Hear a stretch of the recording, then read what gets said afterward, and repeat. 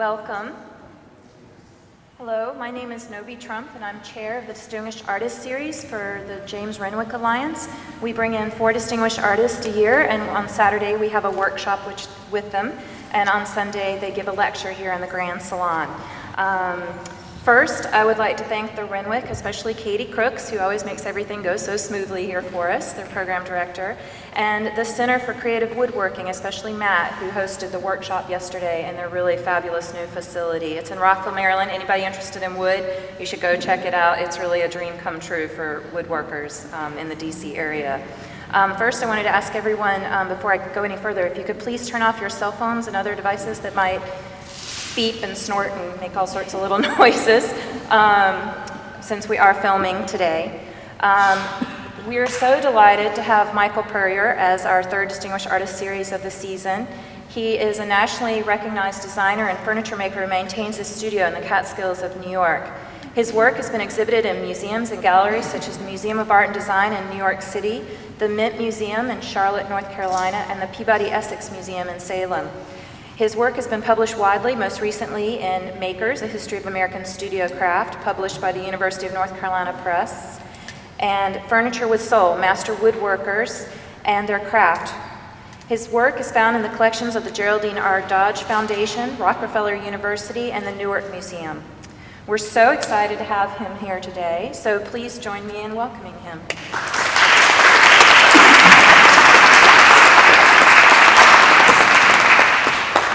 Thank you. I want to thank Novi and the whole committee who's made this all possible. It's been quite a treat. And it's an honor to have this opportunity.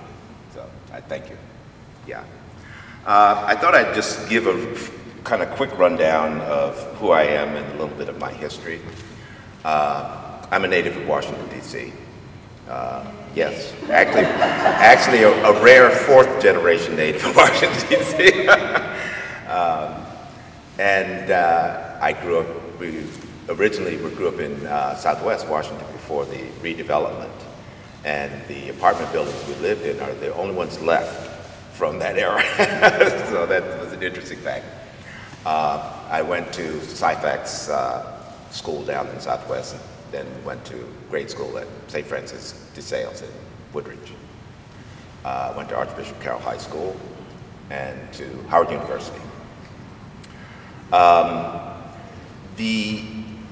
lot of people ask me, well, where does this come from? And my path, not being a very direct one, it's kind of hard to say. I mean, there is a continuity through it. I grew up with access to some tools and, opportunities to kind of play around with them. But I also grew up among a community of people who were very good handymen, and they did work on their houses, and I kind of hung around, And what struck me about them was that, if they were going to do something, there's no big deal about it. They just went and did it. And I think that idea, that spirit, is what I picked up, and I thought, well, yeah, you want to do something, you do it. And we can all do that. And the way I became a furniture maker was largely through experimentation and reading. I worked for the DC Library for 11 years, which was as good as an education at a university, really. I mean, and actually the last library I worked at was West End here, over on, what is it, M Street? I think it is M Street. L, okay, thank you. It's been a while.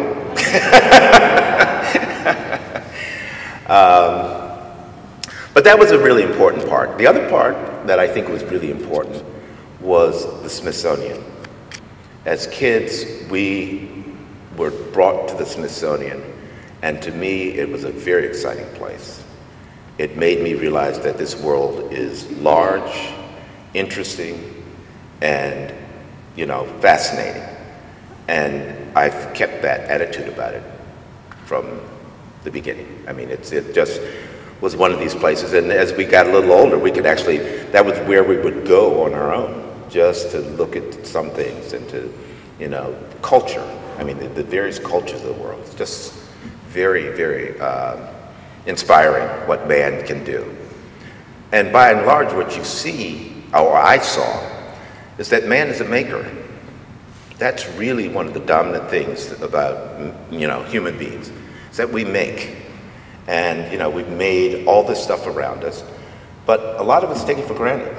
We don't think about, well, how did this come to be? But behind the making is mind.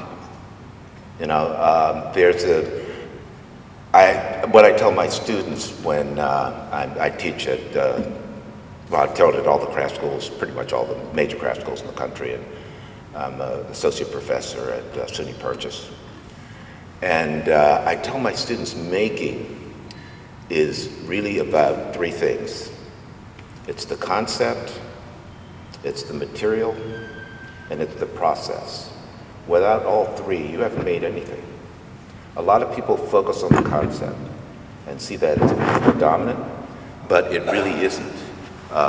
You can start at any place. You can start with the material, you can start with the technique and do amazing work.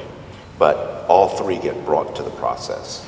And that's really the basis of it.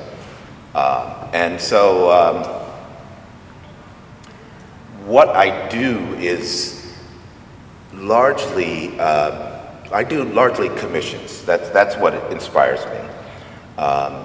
It's a hard way to make a living. But it's exciting because it presents you with a problem. And I think as a maker, having something to focus on gives you a point of departure. I think there's a tendency to think of art as being just what you want to do. But when I look around, and I know a fair amount of artists who are quite accomplished, no, it's not. It's a discipline. It's about having an idea, being able to really focus on it and, bring your mind to it. It's also about being open. I wrote an essay in the Penland Book of Woodwork called The Unfocused Eye. And that's a really important part. Look, don't have any judgment about what you're looking at. And if it resonates with you, if you feel something, look at it some more. And I think that's really an important thing, because that becomes a resource. That becomes where ideas come from. But if you're making judgments all along, you're shutting doors. The problem becomes a focus point. But then everything else is about pulling back and not being so focused. It's about letting the process talk to you, your experience, and so forth and so on. And one of the things that I believe about making and design particularly is that we tend to think of it as the visual. But actually, I think design is the experience as well as the visual. We tend not to see that, but when there's something that's beautiful and it doesn't work, you don't like it. And so it's very important for me to, in the pieces that I do, that they actually function. And I put a lot of emphasis on solving the problem based on what the people need. But then I want to do it aesthetically as well. And that's a big part of the process. And it's one of the things that's kind of tricky about that is that my work is, I think, has a tendency to be reductive, in that it's kind of simple forms brought together. But actually, that's a hard thing to do, because you've got to make something that's functional, that's structurally sound, yet it looks simple. And that means you've got to consider a lot of stuff, structure, engineering. Also, when it comes to the problem, you have to be psychologically astute to the client. It's very important for me to be able to talk to the client, to have a relationship with them. Not that it has to be an intimate relationship or anything, but just have access to be able to talk and hear them. And you get some perception of who these people are. And that goes into the equation as well. So it's a interesting process. You know, when I became a furniture maker, it just struck me that this is what I should do. And I thrashed around quite a bit. I was a photographer for a while. That's what brought me to New York. And I wasn't a very good businessman. That was my big impediment. Still is. But, so I was living in Brooklyn. I had a landlord who was a plumber. And he was doing a kitchen renovation. And he'd seen that I'd made some bookcases and a desk for myself and a bed. You know, nothing particularly special. And he said they need a carpenter, you know, to do this renovation. And I think he knew that, you know, it would be good for me to make more money, so I could make the rent. But so I did it, and what made it possible was all that experience I had as a child, seeing people doing plumbing, electrical, carpentry. You know, and it just seemed like, okay, I can do this. And next thing I know, I had a renovation business doing brownstones. That was when the Brooklyn brownstone was being renovated. It was an exciting time, actually, in Brooklyn. And but what happened was that the more successful I got, the less I liked it, because what I liked was that physical engagement with material and process. And as a contractor, what I'm dealing with is all the problems, estimates, you know, holding the client's hand, making them feel that, you know, just because the place that they turned over to me is a mess, that it's not going to be that way at the end, you know? And making sure that, you know, the employees have materials on hand. It's really a nerve-wracking thing. So I had some friends who were gonna move into a shop. They were model makers. It's an odd profession. I won't really go into it very much, but it's used by advertising and architects and film. It's about making things that don't exist. And you've all seen them. In fact, I'm sure you've seen some of their products, but you probably wouldn't know it. I don't know how many of you are, well, you're aware of Gillette razor. Well, they had the Gillette account for years, and the razors that you saw filmed and photographed were that big. And they functioned. And so, you know, it was about illusion, you know. I remember the one I really loved was Chips Ahoy had hired them, and the story was that this peg leg pirate was standing on his peg leg, and there was a beaver. He's sitting so busy eating chips. And there's a beaver chewing at his leg, you know, and he's completely unaware. Well, they needed a beaver to do that, you know. And, you know, you don't, you know, find those regularly anywhere. So they got a beaver skin, they got a taxidermy body for it, they stretched it on, they articulated it. So this beaver would sit there and gnaw away, chips flying out of the side of its mouth. It would turn around and look at the camera and then go back. And it was just like, it was so funny. And, you know, I loved working with them because they were all these opportunities to see things, and also just the processes that they use, like casting and, you know, machine working, metal working, stuff like that. I just love that stuff.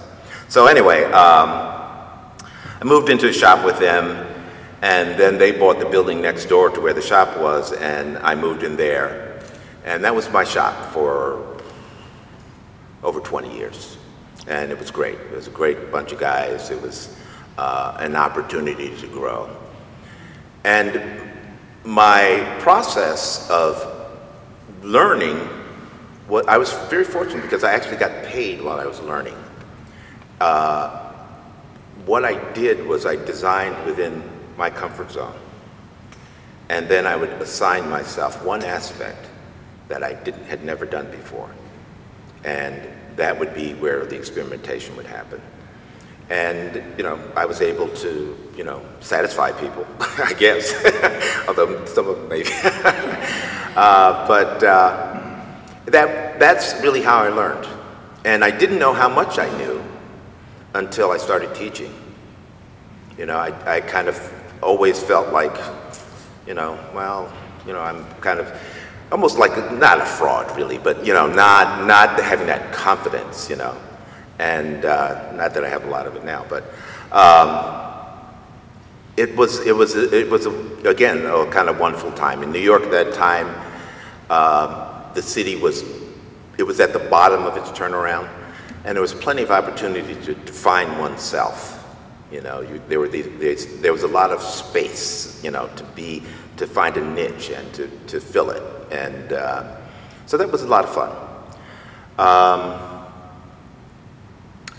Well, I'll just start showing some slides, and you know, I'll talk about them as we go. This piece is a bench that it's a relatively early piece. It was a commission that I got in Brazil, and it has a funny story actually, because I was at the consulate, American consulate party in Sao Paulo, and one of the guests came up, and she was an American, and I told her, she asked me what I did. I said, I'm a furniture maker. And she says, oh, give me your card, give me your card. I need a bench to put my stockings on. And I thought, okay. I gave her my card, and I assumed that was the end of the discussion. She called me. And it was interesting. This job taught me another thing, was that people don't always read drawings. Reading drawings is a skill. It's like learning to read, you know. So I showed her a drawing, and she said, oh, fine. You know, I thought, okay, she's got it. And when I delivered the piece, I was met with silence. And I thought, oh my God, this is pretty bad. And, you know, she paid me. I left, I went home. I said to my wife, I said, boy, I just messed up real bad, you know. The phone rings, and it's her. And she says, I was breathless, speechless. I love it. But she didn't know what she was getting. That was the part that I knew. You know, she hadn't really seen that this was going to be what it was going to be. So these are some details of it.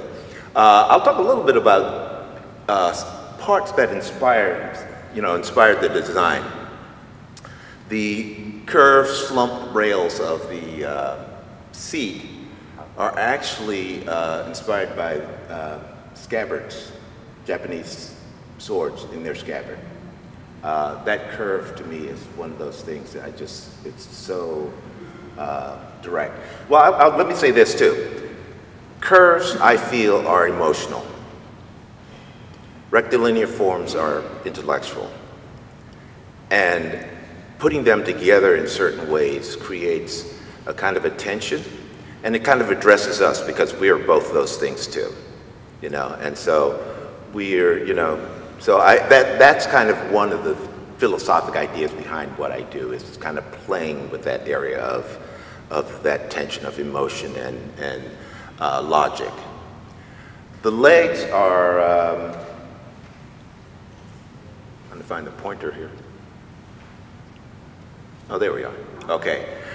They're inspired by African gongs. They're these instruments in Africa that are usually in pairs, and they're kind of elliptical shaped at the bottom.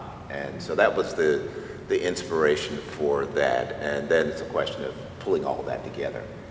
It sounds very more thought out than it really is. You know, it's kind of more intuitive, but some of these things you realize after the fact, actually, where they come from. So that's another view of them. And the seat, as you can see, is a leather upholstered seat, which I did myself. Very proud of. This was the first piece that I did where I started to play around with arcs and floating geometric forms above them. And it has this kind of illusion of, you know, being floating, and that's kind of intended, but it's not trying to fool you. It's a way of getting you to pay attention a little bit, you know. You want to know, you want to understand it. So, and those forms, this structure, the leg structure, actually was inspired by in upstate New York, along the Thruway, they have high tension lines, and there are 2 telephone poles with a giant bent lamb connecting them, and the wires hang from that bent lamb. And again, it was another form I saw, and it just like, yeah, that feels, you know, I like that. And, you know, it wasn't very conscious, but it came out in this example. That's a detail. The woods are Wangi and Ash. And the other part about I do use a fair amount of two-tone woods. And if you reverse that, if you put the ash at the bottom and the Wangi on the top, it would neutralize that feeling of floating. The dark wood roots the lower part. The light wood accentuates that sense of lift. And that's, again, an interesting aspect of what one does and deals with. This is a fairly popular piece. It's a screen. It's ash that's been dyed black. And I fill the grain with a filler. I color it with artist's oils, in this case. It folds, actually, you know, in half, although you can't see the seam. It's right about there. And it's been a popular piece. I've done a fair number of them. I tend to do them two-sided, where the backside would be kind of a faux graphite finish, because that gives people an option of changing up. You know, so. This is I call the flat iron table. It's a coffee table done for a client. And the shape really is about traffic flow in the space. It was a set of banquettes in an L, and to make it easy to move in to that space and out of that space was what stimulated that design. So again, an example of how you experience something. This is a stand-up desk. This was done actually for a sister-in-law who's a large animal vet, and she likes to come home and do her work standing up. And so I did this for her. It's cherry and lacewood.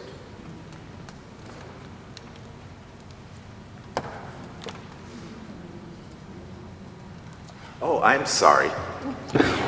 Excuse me, I apologize.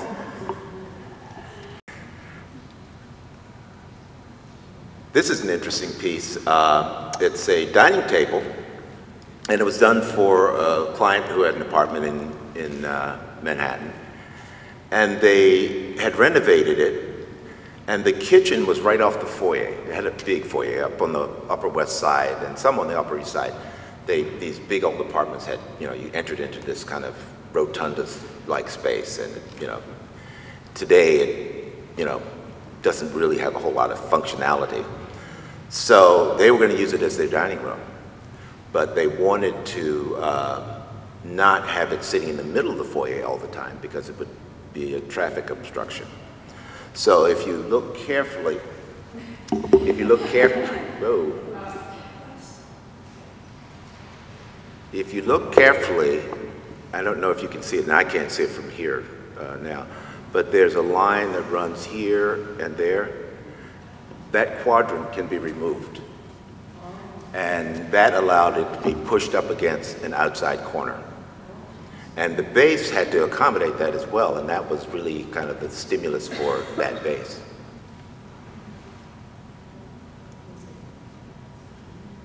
That's a detail. This is dyed and bleached ash. I use a black aniline dye to dye pieces and bleach the top to accentuate the contrast. I find a lot of people, they like to see it, but I found that it's not, people don't want to live with that degree of contrast in furniture. So you will see some more pieces like that, but not necessarily a lot. This is a buffet that I did for Nancy Drysdale. I don't know if you all are aware of her. She was a art dealer and collector here in the city. And it was very nice working with her. And this piece is Wangi and Boobingum, both of which come from Africa. And her daughter saw this and fell in love with it and commissioned me to build a piece. And that's the sister piece to it. Its shape is based on where it was going to be used. The space was different, so it couldn't be long drawn out, so it got more vertical. But again, this is another example of accommodating use. Why does one need to open a door to open a drawer?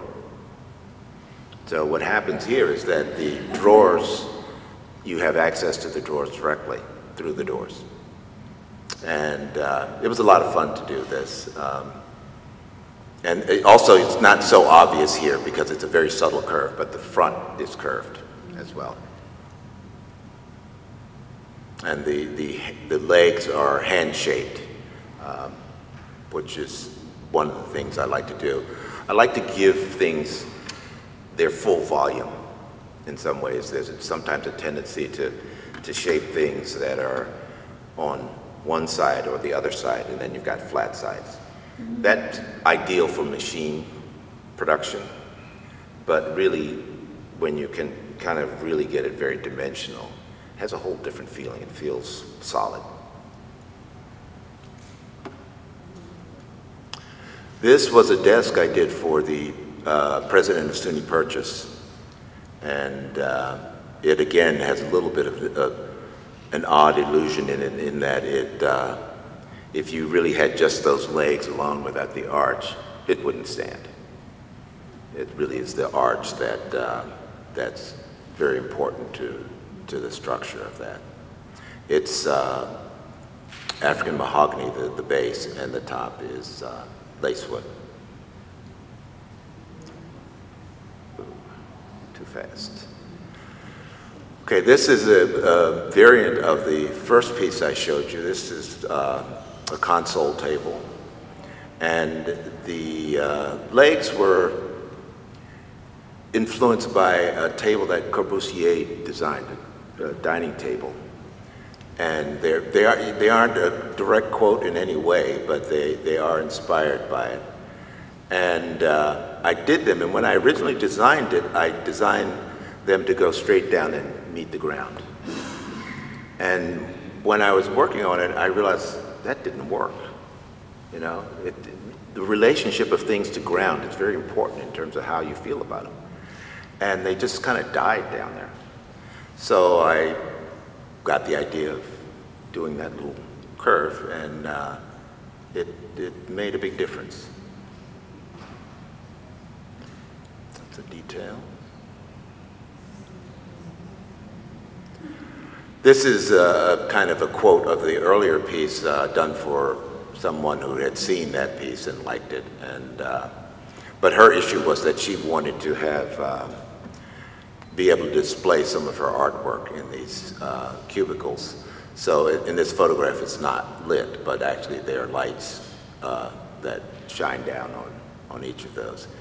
And in this case, I have sliding doors instead of hinged doors.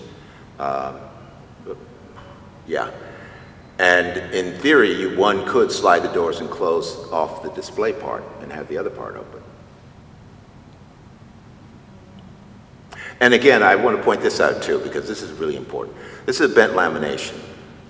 I use that a lot, and one could, in theory, cut that out of a piece of wood, but it wouldn't look natural. And most people wouldn't be able to, what would I say, be able to articulate that, but they would experience it. So a bent lamination is basically a process in which you take a piece of wood that's straight, you slice it into little 1/8-inch layers, put glue between it, bend it on the form, let the glue dry, and it holds its shape. That's a simplified version. But it does, what it does is it allows for the continuity of the grain to follow the shape, as opposed to running off in odd directions, which, you know, I feel pulls away from that sense of the arch and its lift. This was a piece for the Geraldine R. Dodge Foundation. It was for one of their fellows, and it's a desk. It's ash and wangi. And the top, it's a little hard to see, but because it's fairly subtle. I like subtle curves. Whoa, sorry folks, got big fingers. The top actually curves here and there, and what it does, what inspired that was mirroring the heartwood in that plank. You know, I saw that and I just thought, well, you know, those edges should follow that curve. This is a fun little piece. It's a wobble stool, and it rocks on its base.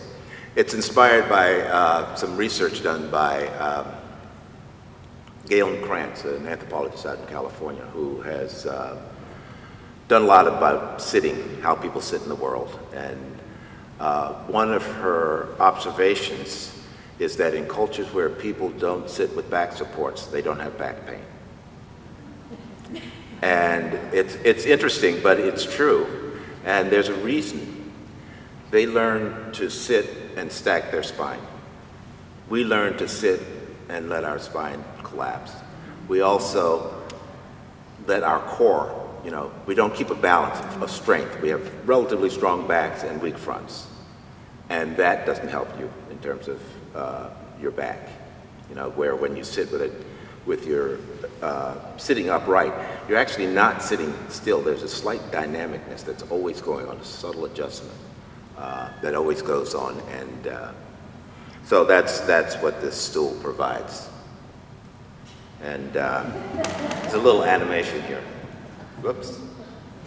Boy, I blew that, didn't I?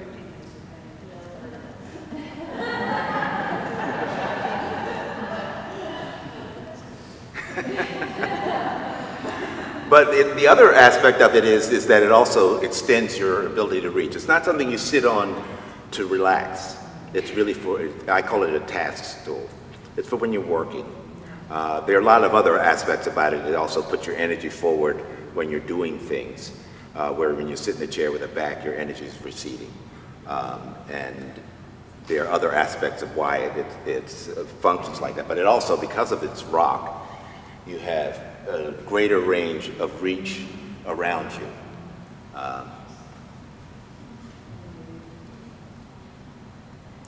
This is what I call the Barrow Chair. It was a design that I had come up with quite early, long before I could build it, actually. I'm sorry. Is everybody hearing me? Yeah. Okay. I really apologize. I should be looking here. But I designed it long before I could build it. It took quite a while for me to figure out how to do this, because the form is constantly changing. There's no, consistency in that. It's kind of based on a cone in a funny kind of way. But it's been quite a popular piece. It has a very animated aspect to it, which I like, although some people always ask, well, they do. They ask, well, won't those back legs break? And I assure them that they won't. I mean, the structure is sound. Some people feel that the seat angle is too inclined. But it's actually what is considered a normal relationship. When I'm designing, I use a book on ergonomics, which is basically looking at the human body and how, and with chairs that's really important, and how it relates. But what gives the illusion is that which doesn't match the inside. So it gives the illusion of being reclined when it's not really that reclined. This is a bed. It's pear wood and Boobinga. It's on short rails there. It's not for the seven dwarfs. Because I couldn't photograph it on the backdrop. If it were fully extended, the backdrop would be, you'd see my shop and the mess that's there. This is a new piece, actually. It's inspired by Noguchi.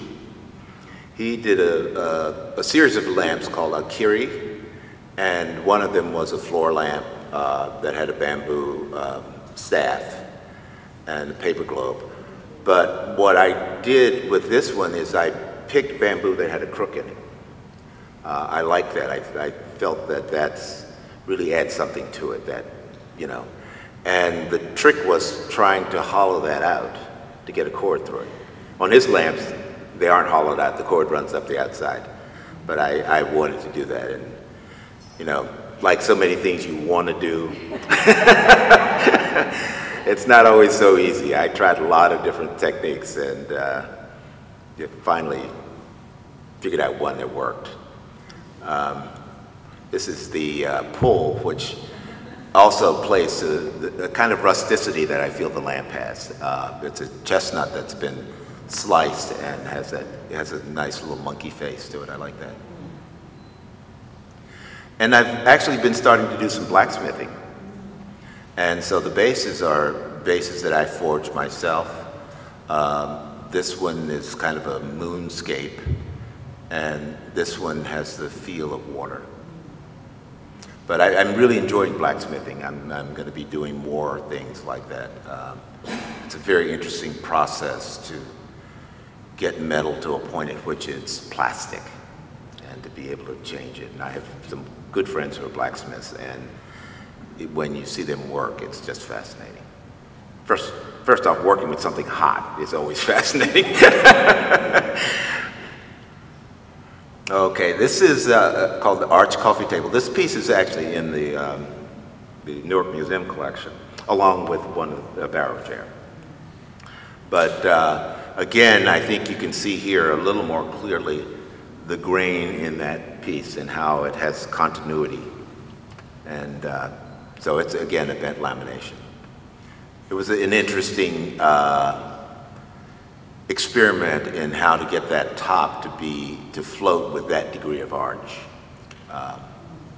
But it, you know, that's the challenge and the fun of it, really. You know, it's not about tackling things because they're easy. It's about the challenge and trying to step up to it. This is a dresser. It's called Tory Tansu, which is a little play on Japanese words. The arch in Japan is called a torii, and chests in Japan are tansus. And this one, the chest is suspended from the arch and floats between it. These are traditional Japanese pulls that are there. And it's a fun piece. The materials are wangi and tamo. The light wood is tamo, which is a Japanese ash. So it grows fairly gnarly, and thus you get that pattern. This was a commission by the Wharton Esherick Museum. Wharton Esherick he was kind of like, you know, the father of the modern studio furniture movement. He lived and worked in Paoli near Valley Forge, Pennsylvania.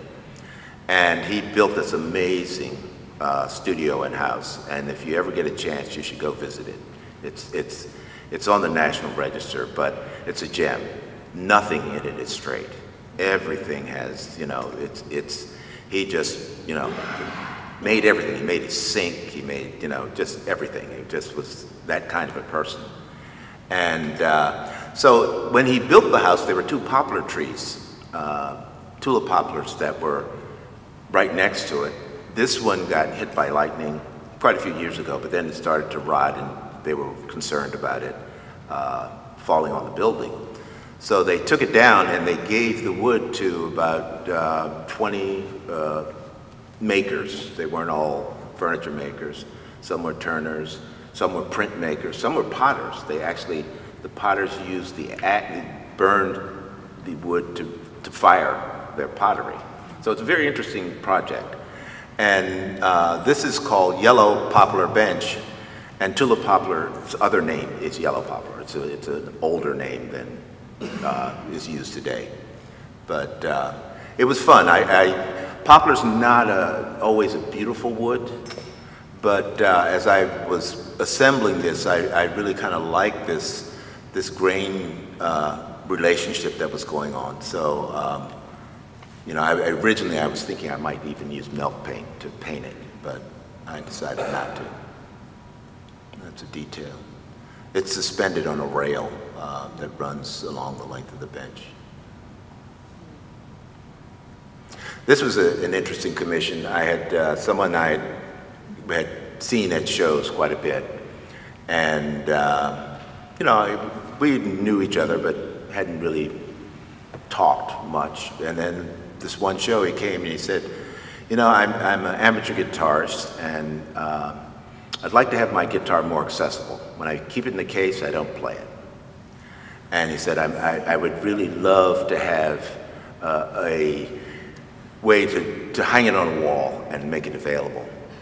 So I said, great, you know, we went over and looked at his place and stuff, and this is an example of how the relationship thing works. In his talking, he went back and pulled out this dusty package, and he had, I don't know how many years ago, planned on making an old style Spanish guitar. And he had parts and the woods and stuff. It was actually the pattern that the body's form was going to be bent on. I inlaid the sound hole and the strings onto that. This was the neck he had carved for it, and so I actually cut it in half. And this rosewood is the wood that he was going to use for the body of his guitar.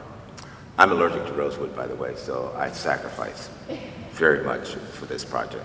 But I liked it, it was fun. And that's how it opens. It's actually inspired by, because we wound up getting to talk about a show that was at the Modern at the time. It was a show of Picasso's guitar sculptures. And that was, he was saying that he would like to have those pieces made into something like that. And they were being seen as two separate projects. And I went home and kind of thought about it. I thought, well, why aren't they the same project? And so this is what I came up with. Excuse me. Oops, wrong button. This was a piece that was commissioned by the Peabody Essex Museum. They had a show, it was really a fantastic show called Inspired by China. The Peabody Essex Museum's origins are that it was a guild of, what do you call them? Sea captains who plied the Pacific trade. And they were, in the membership, they were required to bring back fine pieces of Chinese furniture. So they've got an amazing collection of Chinese furniture. It's really at the base of their whole collection. And so they invited about 20 of us, I think, to a weekend there where we got to, you know, you always want to get behind the velvet ropes. We did. We could get on the floor, we could pick it up, turn it upside down. A couple pieces we could even take apart. Chinese furniture, they don't use glue. They're really puzzles. And the reason they don't is because, well, the original glue of most furniture makers was a hide glue. In Europe, it was based on horse hide, hoof, and other parts. In China, it was largely a rabbit skin glue, which was weaker. And so, the parts of China can be very damp. And so that glue wouldn't really stand up. So the technology they developed was to basically create joints that, I mean, they're just amazing. This was a piece I made. It's called Wei Jinan Shifu, which means for the master. And it's an homage to the founder of the Tai Chi school that I studied. I studied Tai Chi for probably 30 years now. He was a master of 5 arts. And he's deceased. And I want this piece to kind of represent that in effect and be a kind of homage for the afterlife. So the reason it's light wood, it's actually English sycamore, which is actually maple, is that in China the color of death is white.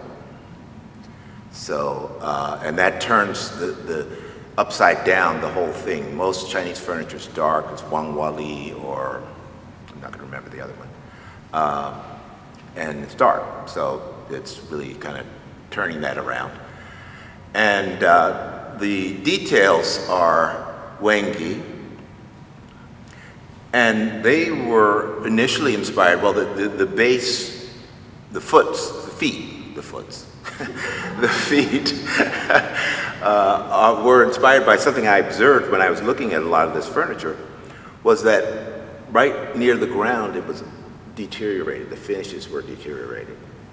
And it's because of the dampness and the cold, and most of their floors were tile, which absorbed water and, you know, kind of deteriorated that. And I wanted to kind of reflect that.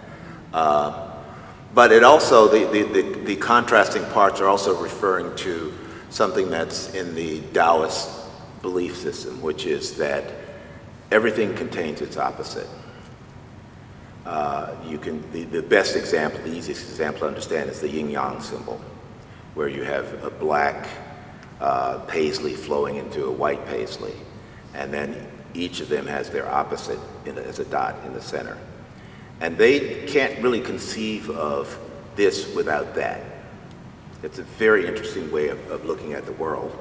I've come to believe that it's actually a more accurate way of seeing things. When you dichotomize things and you set them in opposition to each other, you kind of are denying a reality. I mean, how do you have good without bad? You wouldn't know it, you know? And that's the reality, is that, you know, when you have something, there's some balancing other thing over there on the other side. And how am I doing time-wise? Okay. This was a piece that was done, a commission. Bill Jewell, who lived in Virginia, he has since deceased, but he, by chance, stumbled on something that he turned into a life work, which was that trees that were at historic sites, and particularly in Virginia, there are a lot of them, the battlefields and old mills and, you know, Monticello and Mount Vernon, and they were being taken down because they'd gotten to the stage where they were unstable. And so he was collecting the wood, and he gave it to, I don't know how many makers. Do you have any idea how many makers he's? Yeah, about 40 makers. So this is pecan from Mount Vernon and poplar from Monticello. And it's an homage, really, to the contribution and my pride in being the descendant of the slaves.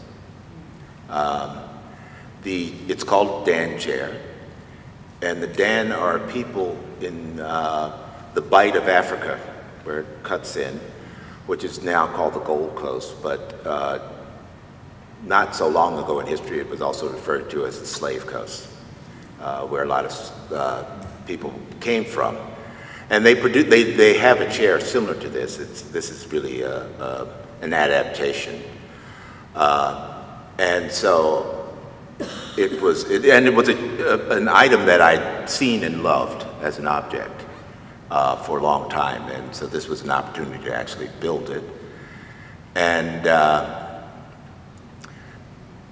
I used a technique here. The color, it represents, one, I needed some way to unify those two woods because they were not very beautiful together. So I love the graphite effect when you take a pencil and you just put graphite, that shiny quality. It's very hard to put on anything because as soon as you put a finish on it to keep it from coming off on your hands and everything else, it kills that silvery effect. So this is actually an auto paint that has somewhat that quality.